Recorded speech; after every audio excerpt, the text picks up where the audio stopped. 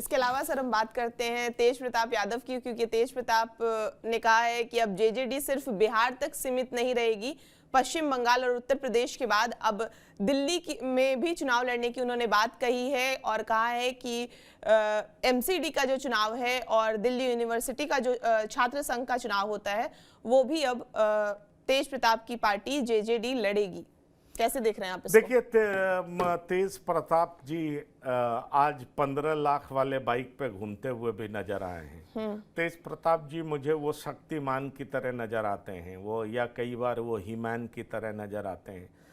तेज प्रताप जी कभी बहुत बड़े साधक बन जाते हैं, कभी भक्ति करते हुए नजर आते हैं, हर चीज़ करते हैं तेज प्रताप जी, लेकिन कभी सीरियस पॉलिटिशियन के तौर पर अभी तक अपना इमेज नहीं बना पाए। ये तो सच बात है, इस बात से कौन इनकार कर सकता है। अब समझिए, एक सीट जीत नहीं पाए, खुद की सीट बचा नहीं पाए, और उसके बाद वो कहते हैं मैं बंगाल भी लड़ूंगा, मैं दूसरे प्रदेश में भी लड़ूंगा।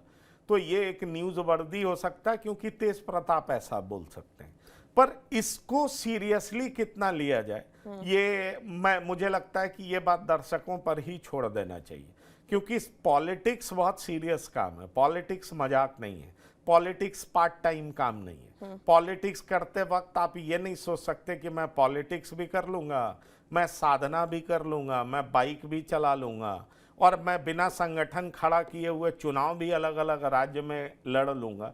तो उम्मीदवार तो कोई कहीं मिल जाएगा, आप उसको सिंबल दे देंगे, लेकिन कैसे जीता जाता है, कैसे संगठन खड़ा किया जाता है, कैसे मजबूत आधार बनाया जाता है, मुझे लगता है तेज प्रताप यादव में ये स्किल होता तो उनके पिता लालू प्रसाद यादव भी उनको आरजेडी की कमान सौंप देते। पर लालू प्रसाद यादव ने तो ऐसा नहीं किया, क्योंकि उनको दिखाई पड़ा कि उनके छोटे सुपुत्र में ये भले ही टैलेंट है लेकिन तेज प्रताप में नहीं है, तभी तो उन्होंने बड़े सुपुत्र को नहीं सौंपा। अब ऐसे में तेज प्रताप यादव खुद को साबित करने के लिए ये प्रयास कर रहे हैं, मैं उन्हें शुभकामनाएं दे सकता हूं, लेकिन मुझे ये गंभीर प्रयास कतई दिखाई नहीं पड़ता है। इसलिए दिखाई नहीं पड़ता है कि अचानक से उन्होंने अपना कंस्टिट्यूएंसी बदल लिया। आप देखें, असेंबली उन्होंने बदला, वहां भी हार गए, और पिछली बार उन्होंने वो नहीं वहां से यहां आ गए थे। मतलब वो स्थिति ऐसी हो गई है कि दिल्ली से दौलताबाद और दौलताबाद से दिल्ली टाइप कर रहे हैं तेज प्रताप यादव, और इस बार महुआ की जनता ने इसको पसंद नहीं किया, वो चुनाव भी हार गए।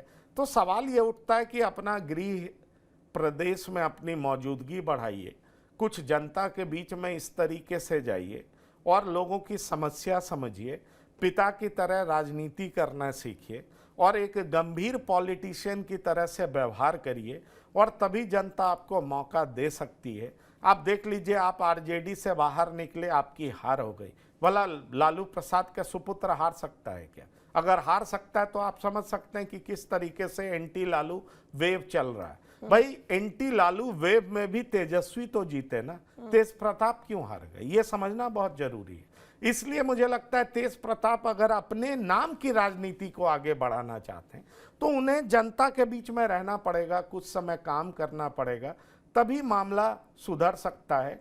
अदरवाइज ये एक दिन का न्यूज हो सकता है, एक मजाक का विषय हो सकता है, ये कभी भी गंभीर विषय नहीं हो सकता।